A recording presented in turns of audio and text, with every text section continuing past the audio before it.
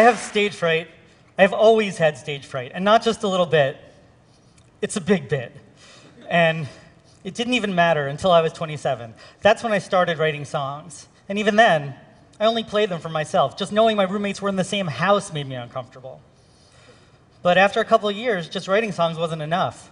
I had all these stories and ideas, and I wanted to share them with people, but physiologically, I couldn't do it. I had this irrational fear. But the more I wrote, and the more I practiced, the more I wanted to perform. So on the week of my 30th birthday, I decided I was going to go to this local open mic and put this fear behind me.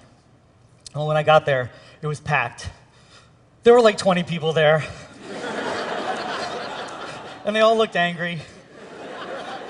But I took a deep breath, and I signed up to play, and I felt pretty good, until about 10 minutes before my turn, when my whole body rebelled and this wave of anxiety just washed over me. Now, when you experience fear, your sympathetic nervous system kicks in, so you have a rush of adrenaline. Your heart rate increases, your breathing gets faster. Next, your non-essential systems start to shut down, like digestion.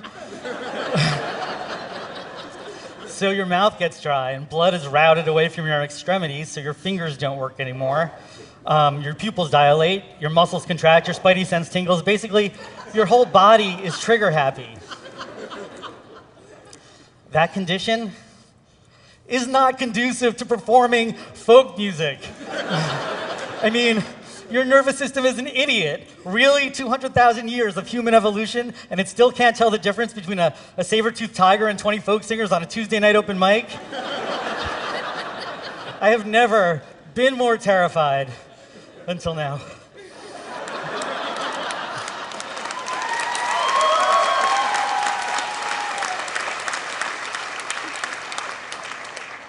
So then it was my turn, and somehow I get myself onto the stage, I start my song, I open my mouth to sing the first line, and this completely horrible vibrato, you know, when your voice wavers, comes streaming out. And this is not the good kind of vibrato like an opera singer has. This is my whole body just convulsing with fear. I mean, it's a nightmare. I'm embarrassed. The audience is clearly uncomfortable. They're focused on my discomfort. It was so bad. But that was my first real experience as a solo singer-songwriter. And something good did happen. I had the tiniest little glimpse of that audience connection that I was hoping for. And I wanted more, but I knew I had to get past this nervousness. That night I promised myself I would go back every week until I wasn't nervous anymore. And I did. I went back every single week. And sure enough, week after week, it didn't get any better. The same thing happened every week. I couldn't shake it. And that's when I had an epiphany. And I remember it really well because I don't have a lot of epiphanies. All I had to do was write a song that exploits my nervousness, that only seems authentic when I have stage fright. And the more nervous I was, the better the song would be. Easy. So I started writing a song about having stage fright. First, fessing up to the problem, the physical manifestations, how I would feel, how the listener might feel, and then accounting for things like my shaky voice, and I knew I would be singing about a half octave higher than normal because I was nervous. By having a song that explained what was happening to me while it was happening, that gave the audience permission to think about it. They didn't have to feel bad for me because I was nervous. They could experience that with me, and we were all one big, happy, nervous, uncomfortable family. By thinking about my audience, by embracing and exploiting my problem, I was able to take something that was blocking my progress and turn it into something that was essential for my success. And having the stage fright song let me get past that biggest issue right in the beginning of a performance. And then I could move on and play the rest of my songs with just a little bit more ease. And eventually, you know, over time, I didn't have to play the stage fright song at all, except for when I was really nervous, like now. Would it be okay if I played the stage fright song for you?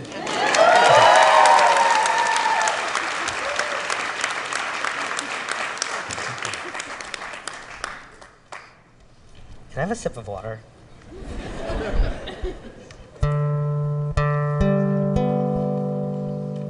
Thank you.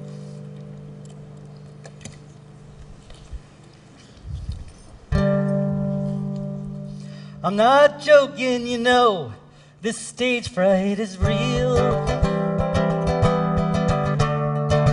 And if I'm up here trembling and singing, well, you'll know how I feel, and the mistake I'd be making, the tremolo caused by my whole body shaking, as you sit there feeling embarrassed for me. Well, you don't have to be, well, maybe just a little bit.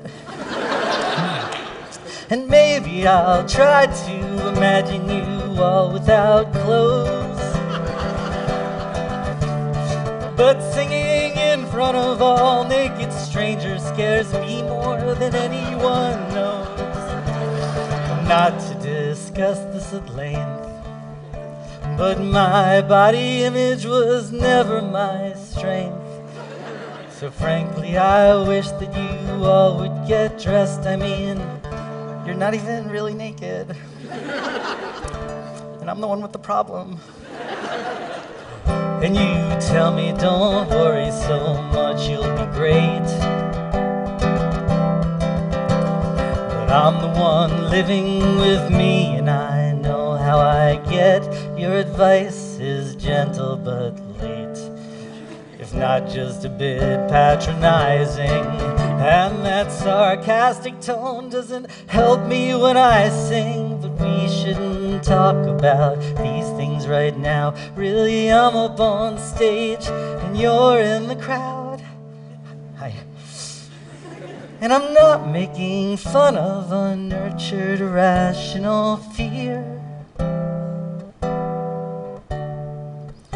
And if I wasn't ready to face this, I sure as hell wouldn't be here. But if I belt one note out clearly, you'll know I'm recovering slowly but surely. And maybe next week I'll set my guitar ringing, my voice clear as water, and everyone's singing. But probably I'll just get up and start grooving, my vocal cords moving at speed slightly faster than sound.